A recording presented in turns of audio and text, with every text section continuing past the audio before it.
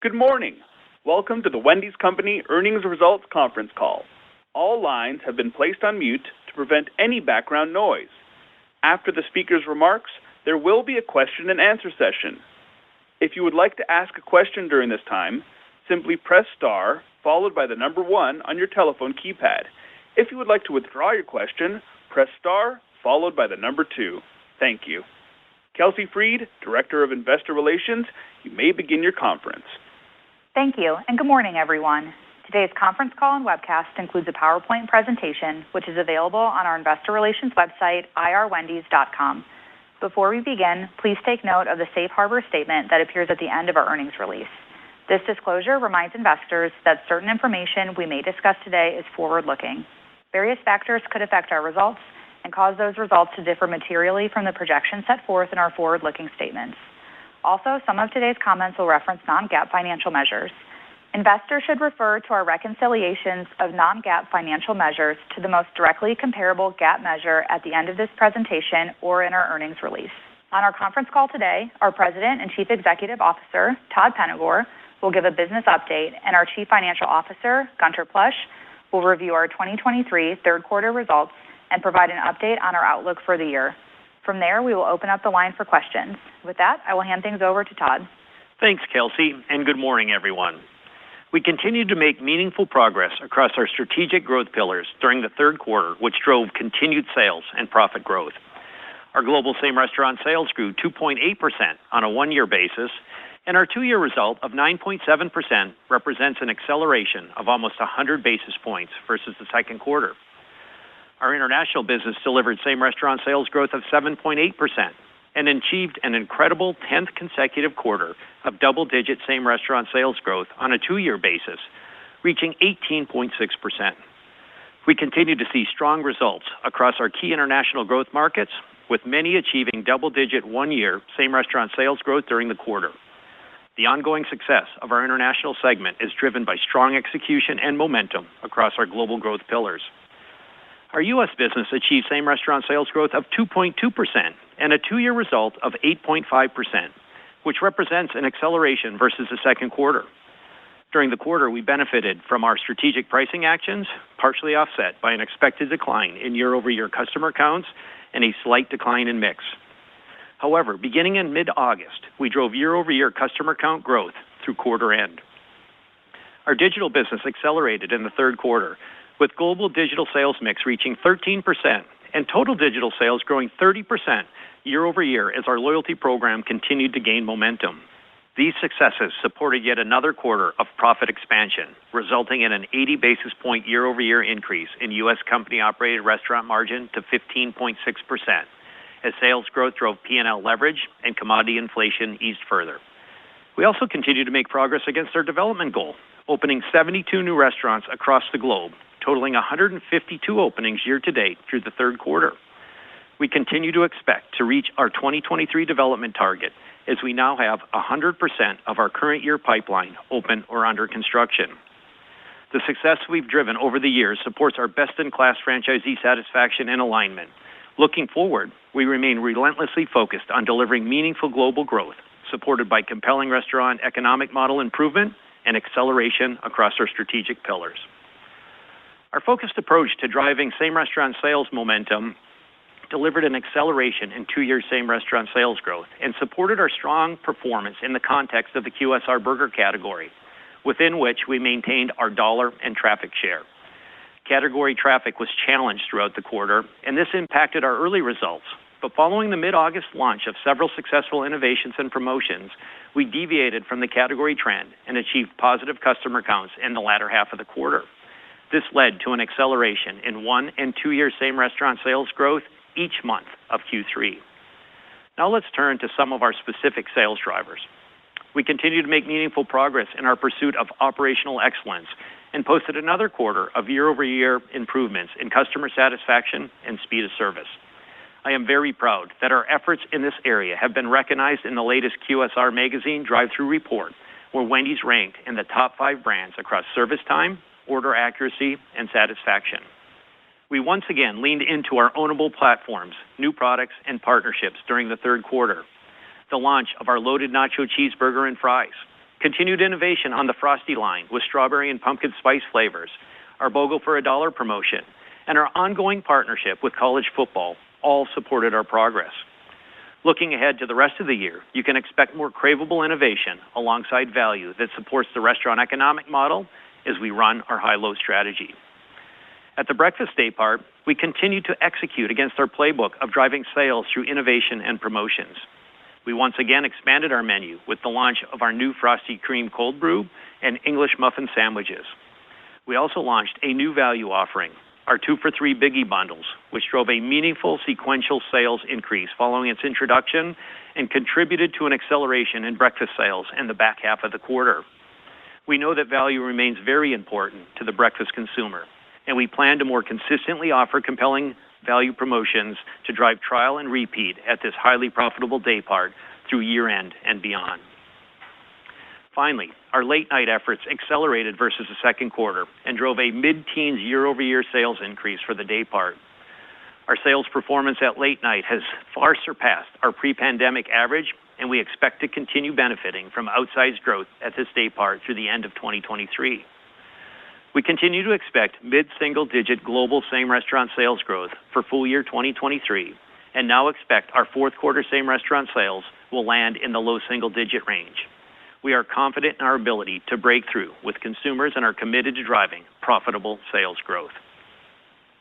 Our digital business accelerated in the third quarter, with global sales mix reaching 13% and total sales growing 30% year over year. Internationally, we continue to see strong adoption of digital channels, leading to a sales mix of over 18%. We continue to significantly grow our Canadian digital business, and we now hold the number 2 position in digital traffic share across the QSR burger segment in that market. We also achieved another quarter of outstanding digital mix in the UK, now reaching over 90%. Our U.S. digital sales mix grew to over 12%, with growth versus the prior quarter driven by a meaningful uptick in our loyalty program. Total U.S. loyalty members reached over 35 million, and monthly active users grew almost 40% quarter over quarter to over 5 million as we exited the third quarter. This growth was driven by offers that are truly resonating with our customers, like our 1-cent JBC promotion celebrating National Cheeseburger Day, and allowing for in-store offer redemptions, which has expanded our loyalty reach. We will continue to lean into impactful offers to drive further loyalty program growth moving forward. On a year-over-year basis, our almost 30% U.S. digital sales growth was driven by strength across all digital channels, including delivery. Our strong partnerships with third-party delivery providers continue to benefit us as we activated compelling ads and exclusive offers that tied into our college football messaging and new product launches. I am proud of the ongoing digital growth we have achieved over the last few years. Our successes to date support an increase in our global digital sales expectation to approximately $1.8 billion this year, which represents over 20% growth year over year. Looking ahead, there is still significant digital growth to be captured. The large uptick in monthly active users last quarter and the increase in our digital sales expectation is just a taste of what's in front of us. I am confident that the continued execution of our plans alongside our key partners will drive our digital business in the years to come. Our development pace accelerated in the third quarter as we opened 72 new restaurants, and we are tracking towards our 2023 global net unit growth target of approximately 2%, with 100% of our current year pipeline open or under construction. Looking towards the future, we made meaningful progress towards further solidifying our long-term development pipeline by securing incremental commitments with new and existing franchisees across every region in which we operate, with international markets leading the way. In the UK, we recently added a new franchisee to the market, and our 3 existing traditional franchisees have increased their development agreements, highlighting their confidence in the long-term trajectory of the brand. Additionally, our existing franchisee in Japan has significantly accelerated their agreement as operations normalize following the pandemic and sales continue to improve. We also added an incremental development agreement in Mexico, a key growth market that continues to gain sales momentum and new franchisee interest. Across the U.S. and Canada, we experienced a significant uptick in agreements across our suite of development programs, with new signups for the Pacesetter and Groundbreaker incentives, and growing commitments through our Build to Suit Fund which is now 70% committed. Our efforts drove a substantial increase in the share of our long-term development pipeline under an agreement to approximately 70%. This is higher than historical norms and builds an additional layer of certainty into our development outlook. All of this progress is in addition to our previously announced master franchise agreement with Flynn Group to develop 200 Wendy's restaurants in Australia, which bolsters our development plans past 2025. Finally, we remain very active on the franchise recruiting front, and our team is continually adding franchise candidates to the pipeline and new franchisees to the system. We look forward to sharing more news in the coming months as we continue to progress towards our long-term global net unit growth targets of 2 to 3% in 2024 and 3 to 4% in 2025. Our playbook of driving meaningful global growth behind our 3 long-term strategic pillars remains the same. Our ongoing success would not be possible without the partnership we have with our franchisees. We recently received the results of the 2023 Franchise Business Review Survey, reflecting another year of Wendy's far exceeding industry benchmarks. I am especially pleased with our rating on overall satisfaction, which paces more than 10 percentage points ahead of the industry in both the U.S. and internationally. We also continue to outpace the industry on financial opportunity and leadership scores, further highlighting our system alignment. We recently held our annual franchise convention, and I could not be more pleased with the excitement we built across the system.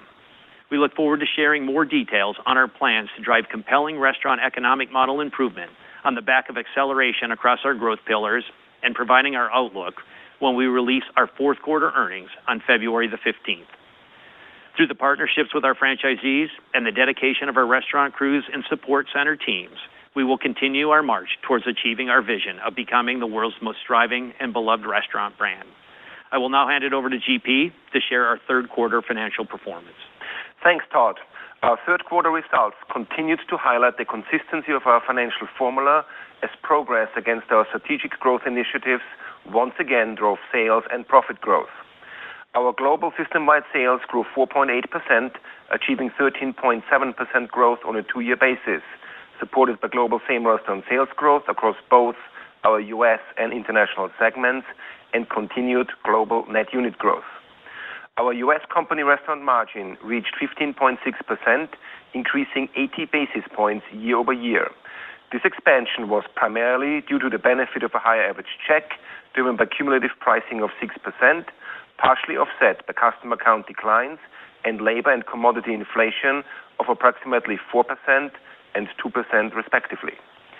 G&A decreased approximately 5%, primarily driven by lower professional fees resulting primarily from the completion of the company's ERP implementation. Adjusted EBITDA increased 3.5% to approximately $139 million, resulting primarily from higher franchise royalty revenue, lower G&A expense, a decrease in the company's incremental investment in breakfast advertising, and an increase in U.S. company-operated restaurant margin. These were partially offset by lower other operating income due to lapping a significant gain from insurance recoveries in the prior year, which represents a year-over-year EBITDA headwind of approximately 6% during the third quarter. The over 12% increase in adjusted earnings per share was driven by an increase in adjusted EBITDA and higher interest income. These increases were partially offset by higher amortization of cloud computing arrangement costs. Year-to-date free cash flow increased over 35% to approximately $226 million, resulting primarily from higher net income adjusted for non-cash expenses and a decrease in payments for incentive compensation. These were partially offset by higher capital expenditures. Our strong results through the third quarter and the plans we have in place to end the year support our confidence in our 2023 and long-term financial outlook, which we are largely reaffirming today. We are tightening our full-year global system-wide sales growth range to 6 to 7%, driven by our expectation for low single-digit global same-restaurant sales growth in the fourth quarter. We continue to expect mid-single-digit global same-restaurant sales growth for full year 2023 and global net unit growth of approximately 2%. Our 2023 adjusted EBITDA outlook of $530 to $540 million remains unchanged. Our tightened global system-wide sales outlook is offset by a lower G&A expectation of approximately $250 million, primarily driven by a lower expected incentive compensation accrual. We continue to expect U.S. company-operated restaurant margin of 15 to 16%. We are also reaffirming our 2023 outlook for adjusted EPS of 95 cents to $1. Our capital expenditure outlook for the year is tightening to $80 to $85 million as we have better visibility as we close in on year-end. Finally, we continue to expect 2023 free cash flow of $265 to $275 million as our tightened capital expenditure outlook is offset by higher interest income. Turning to our long-term outlook, we continue to expect mid-single-digit annual system-wide sales growth and high single-digit to low double-digit annual free cash flow growth in 2024 and 2025. To close, I'd like to highlight our capital allocation policy, which remains unchanged. Our cash balance remained elevated at more than $600 million at the end of the third quarter, giving us flexibility to invest in the business to deliver meaningful global growth and return cash to shareholders. Our first priority continues to be investing in our business for growth, which we will continue to do while holding true to our asset-light model. Secondly, we announced today the declaration of our fourth quarter dividend of 25 cents per share, delivering a full-year dividend of $1 per share in 2023. This represents an over 100% dividend payout ratio and aligns with our commitment to sustain an attractive dividend. Lastly, our capital allocation policy gives us the flexibility to utilize excess cash to repurchase shares and reduce debt. Year to date, through October the 26th, we have repurchased approximately 8 million shares and have approximately $332 million remaining on our $500 million share repurchase authorization expiring in February of 2027. We expect to continue to lean in on share repurchases this year in light of our current share price and cash balance. Additionally, we repurchased approximately $70 million of debt for approximately $65 million, including both debentures and securitized debt, year to date through October the 26th. Our board of directors recently increased our debt repurchase authorization by $10 million, leaving approximately $20 million remaining on the authorization expiring in February of 2024. We are fully committed to continue delivering our simple yet powerful formula. We are a predictable, efficient growth company that is investing in our growth pillars and driving strong system-wide sales growth on the backdrop of positive same-restaurant sales and expanding our global footprint.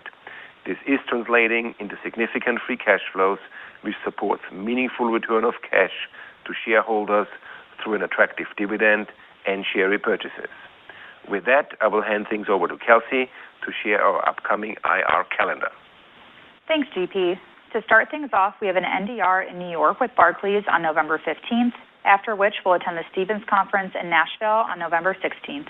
On November 27th, we have an investor call with KeyBank, and finally, we have a virtual NDR with TD Cowen on December 11th. If you are interested in joining us at any of these events, please contact the respective sell-side analyst or equity sales contact at the host firm. Lastly, we plan to report our fourth quarter and full-year earnings and host a conference call that same day on February 15th. As we transition into our Q&A section, I wanted to remind everyone that due to the high number of covering analysts, we will be limiting everyone to one question only. With that, we're ready to take your questions. Thank you. If you would like to ask a question, please press star followed by 1 on your telephone keypad now. And if you change your mind, please press star followed by 2. When preparing to ask your question, please ensure your line is unmuted locally. Our first question today comes from David Palmer of Evercore ISI. David, your line is now open. Please go ahead. Thanks. I wanted to ask you about unit growth and particularly the return on investment for franchisees. I know you've been working on new formats, and you touched on this last conference call, but I think it's worth going over because I think people are concerned about the higher building costs, the higher land costs, and the margin compression that's naturally happened because of labor. So could you just kind of go through what you see as the return on investment for new units these days and where you see that pipeline developing? Thank you.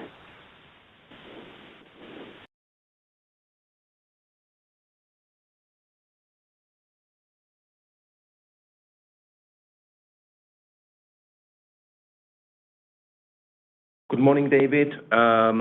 It's a great question. We made great progress on new build designs. As you know, with Next Gen, our building costs, we took about 10% cost out, and we are also operating it more efficiently. As you go through this, if you were to have no incentive, the levered payback of a new next-gen design is about 6 years. So that's the one bookend.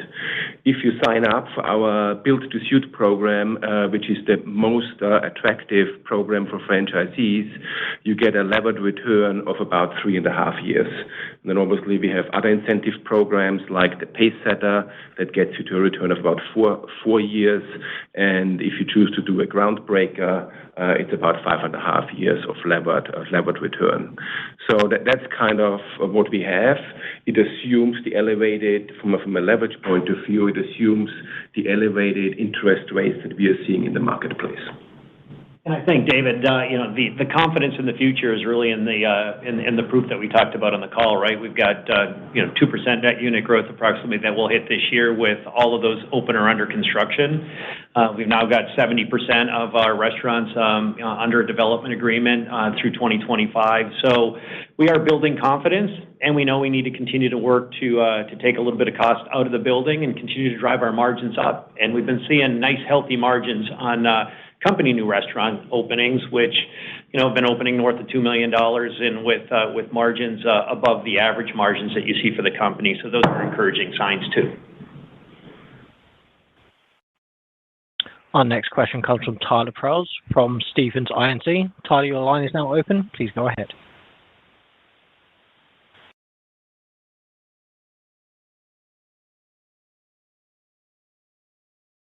Tyler, your line is now open. Please unmute locally and proceed with your question. Sorry, I was muted.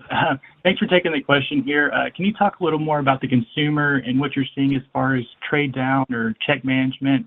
Additionally, what are you seeing in the competitive environment as far as discounting among peers? Yeah, if you look at the consumer, it's really the tale of two sides, right? The over 75,000 consumer continues to be healthy. We continue to see traffic growth in that segment. We're holding our share in that segment. Under 75,000 consumers a little more stressed, especially as you go down the income cohorts, it gets even more stressed. But again, we've lost a little bit of traffic there, but still holding our share with that consumer.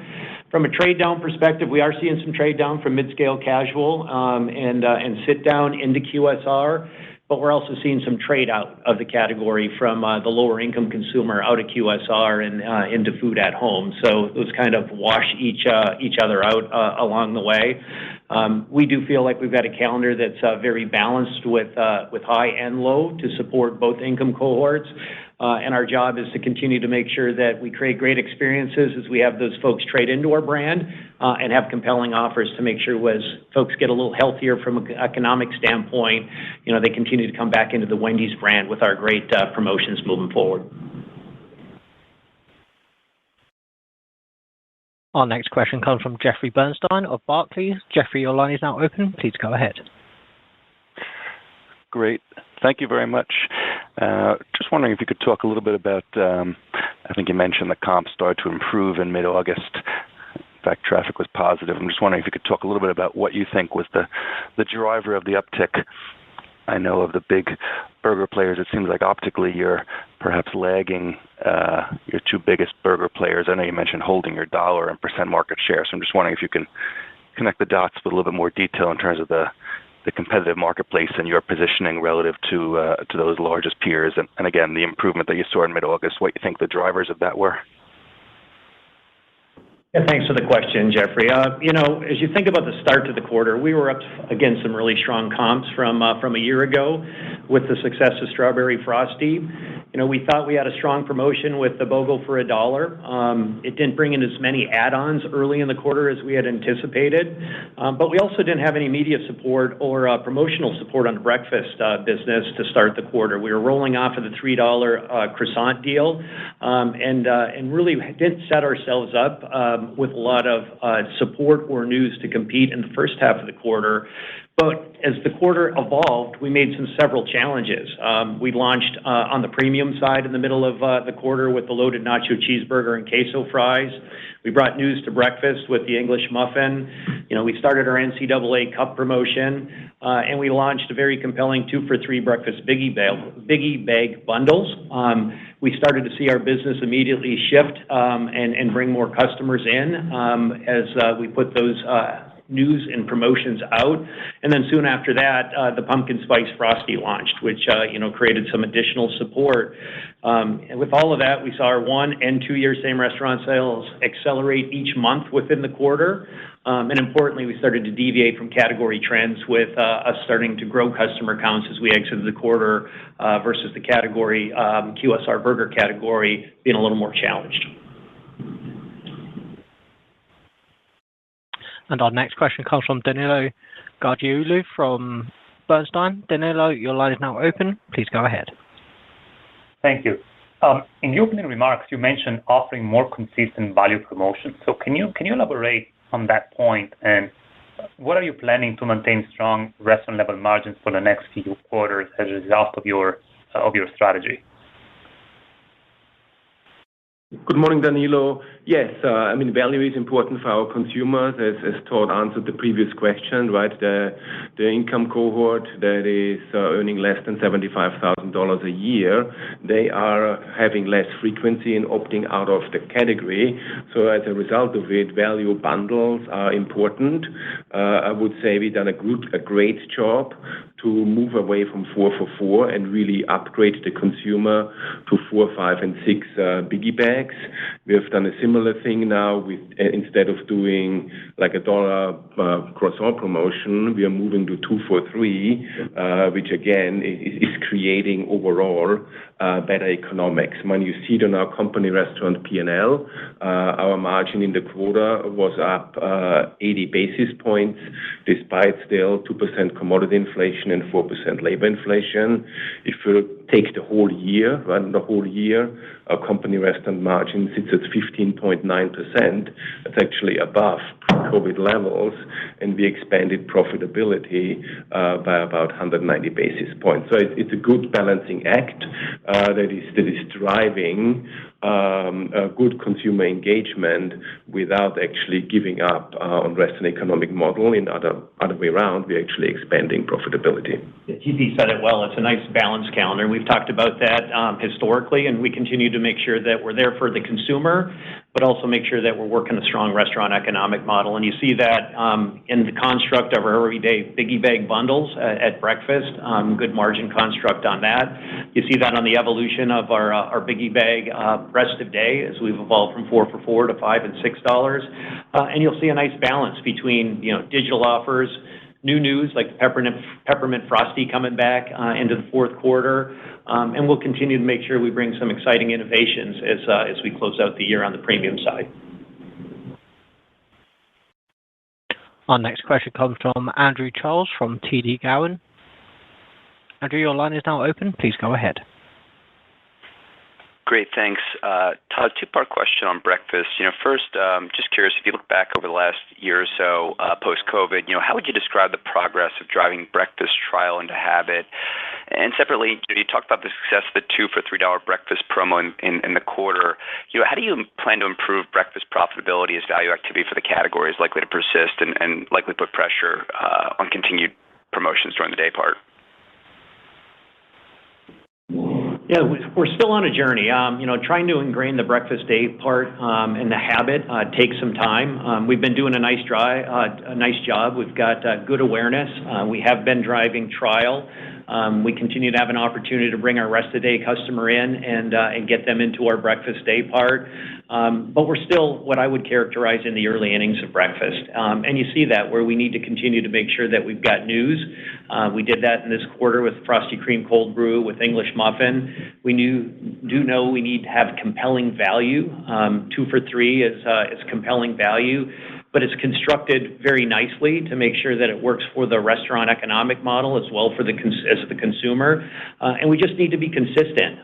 Be consistent with compelling value. Biggie Bundles gives us that platform to do that.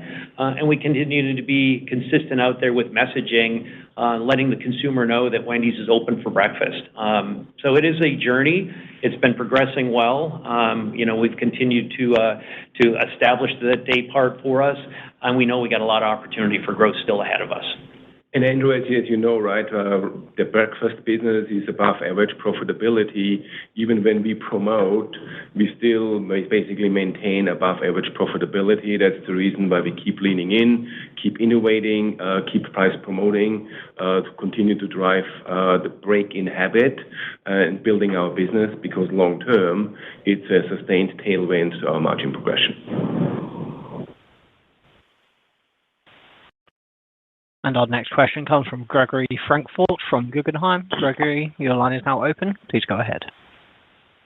Hey, thanks for the question. GP, I just had a question on balance sheet and cash usages. And it sounded like on the prepared remarks you were talking about maybe no change to the capital structure, but I think you've been buying back a little bit of debt here. And I'm wondering, as you look forward the next 2 or 3 years, what your thoughts are on leverage and what your thoughts are on potentially the pushes and pulls between share repurchase and debt repurchase. Thanks. Good morning, Greg. Yeah, we're sitting in a great position, right? Our cash balance is a little bit more than $600 million. As you know, we have securitized debt structure that's very well laddered. So when is our next debt action is clearly end of 2025, when we have to pay back our debentures. It's about $50 million outstanding. And then the first WBS debt that's going to be refinanced is in 2026. So we have time to wait what the financial markets are going to do. We are sitting currently at about a 4.7 times leverage ratio. So it's well below the 5 to 6 times I started on 7 years ago. I would expect with that trajectory that leverage we will naturally delever, and you will also see us definitely continuing to look at our debt and maybe buy back more. You've seen the sign. The board has increased our debt authorization. So if we get all of that done, we will have bought back $85 million of debt on top of the mandatory authorization. So the balancing act, we are obviously trying to protect a very, very attractive dividend, so that you can continue to see from us. And you can also expect, obviously, share repurchases is continuing to be part of our choices. As you know, we have leaned in on a year-to-date basis. We have bought back $168 million. On a prorated basis, really, that would be $125 million on the year. So we are leaning in.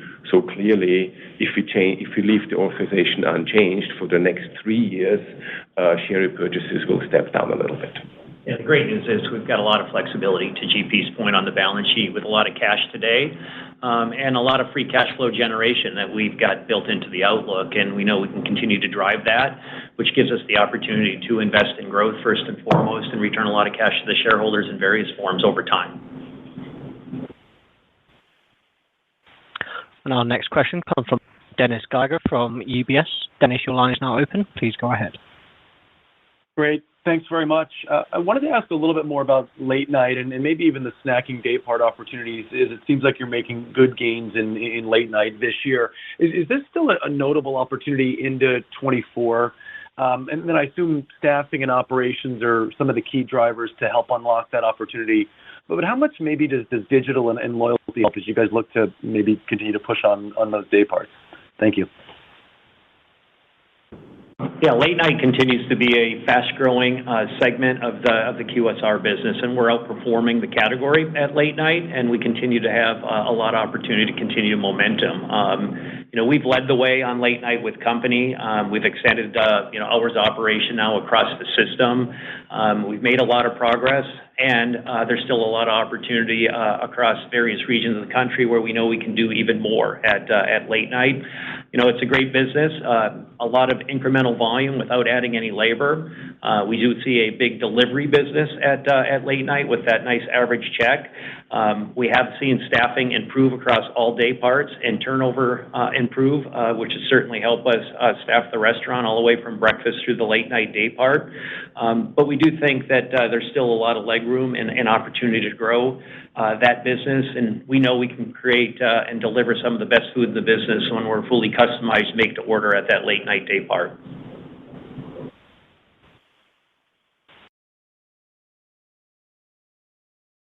And our next question comes from Jon Tower of Citi. John, your line is now open. Please go ahead. Great. Thanks for taking the question. Just curious, maybe you guys can expand upon your expectations for balancing pricing next year with new product news. I know, obviously, can't dictate where franchisees are going with price, and there will continue to be some inflationary pressures in the business. And obviously, there's some stresses happening at the lower income levels of the consumer, and maybe even spreads beyond that. So just curious how you're thinking about, pricing actions next year, and maybe a follow-up to that. Good morning, John. Yeah, it's all tied to our long-term guidance, right? We have said that we're expecting mid-single digit overall sales growth with low single-digit same restaurant sales growth. And the same restaurant sales growth is really driven by flattish traffic, slightly positive mix, and the rest is all price, right? So it's very low pricing versus what we have done in the past. Just as a recap, this year, we're expecting effective price increase in the company restaurant of about 7%. 5% of that was carryover, 2% was new. Just to foreshadow a little bit, we did our last price increase in May of this year. We are going to do a small price increase at the end of this year to set us up for next year. So we're definitely expecting a moderating pricing environment, and therefore that's the posture that we are taking. I think from a calendar perspective, I think you'll see a continued balance across our calendar. How do we continue to focus on the core to have the best hamburgers, chicken sandwiches in the business? What new news do we bring to keep Made to Crave fresh and ownable to the Wendy's brand? And how do we continue to lean into some of our ownable platforms like Biggie Bags and Biggie Bundles at lunch, dinner, and then now into breakfast? I think we'll find that right balance that works for the consumer and continues to work for the restaurant economic model for our franchise community. And our next question comes from Rahul Crowe from JP Morgan. Rahul, please go ahead. Good morning, guys. Thanks for taking my question. I have a question about the company stores' performance versus the franchise stores in the U.S. Can you guys break out the dynamics here? Where is the drag coming from? Is it Florida stores? And can you also remind us if there are any remodels for the company stores planned for the rest of the year? And I have a follow-up. Yeah, I think it's more a function of the footprint, quite honestly. When you think of where the company is located, we got restaurants up in the Northeast with Boston market. We're in the Chicago market. We're in the Denver market. We're here in Columbus, and then down in Florida. We've started with much higher AUVs than the franchisees in many of those markets. And we've had a lot of growth if you go back and look at it over a 4-year perspective in the company market. So if you look at where we are performing relative to the franchise community in those markets, we're largely performing in line with them. Anything else to add, GP, on that? Yeah, I think a lot of it also has to do with the comps, right? On a one-year basis, there's a gap of about 2 points. If you just go back only on a 2-year basis, you will find that the company has grown 7.6% and the U.S. system has grown 8.5%. So the gap is narrowing very, very quickly. So it's a function of comps. Again, we are benefiting from much higher AOVs in the company restaurants. We like that because obviously our cash profit per restaurant is pretty high. And our final question today comes from Sara Senatore from Bank of America. Sarah, your line is now open. Please go ahead. Good, thank you. Just quickly on the loyalty, you mentioned that active users grew to 5 million. And I guess I have 2 questions. One is, you mentioned the compelling offers. How profitable are these offers? I guess, are you thinking about them more as like sort of acquisition costs, transactions, still sort of margin neutral or accretive? And then maybe following on to that, what kind of lift do you see when you convert members to being active users? If you have any measures on like frequency or spend over time, just to get a sense of sort of the trade-off of customer acquisition versus the lifetime value. Thanks.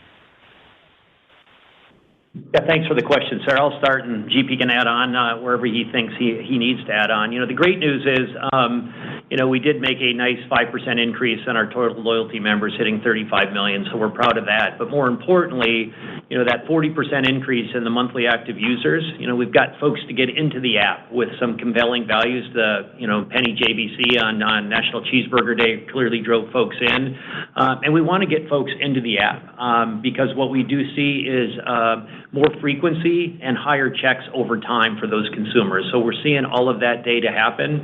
Early on, you've got, maybe on par check, maybe slightly lower check with the offers that you see, but that's more than made up by the lifetime value with the frequency that you get over time. And we can then really leverage all the data to really connect and have more personalized rather than blanket offers out to the consumer environment. And we're in the early innings of really ramping up our one-to-one marketing ability. The platforms and the base is built, but we're looking forward to that being a nice generator to help our margins over time. Anything else, GP? No, I think you said it all. All right, thank you, Sarah. That was our last question of the call. Thanks, Todd and GP, and thank you everyone for participating this morning. We look forward to speaking with you again on our fourth quarter call in February. Have a great day. You may now disconnect.